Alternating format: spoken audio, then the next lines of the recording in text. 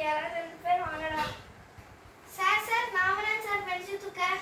Sir இன்னொருத்தர் யாராவது வாடா. சார் நான் வரேன் சார். சரி நெக்ஸ்ட் பீரியட் வாங்கடா. டேய் நெக்ஸ்ட் பீரியட் மேத்ஸ் செட்ல டெஸ்ட்ல இருந்து எஸ்கேப் ஆயிடலாம்டா. ஆமாடா இப்போதான் எனக்கு மனசு திருப்தியா இருக்கு. Good morning students. Good morning ma'am. Good morning ma'am.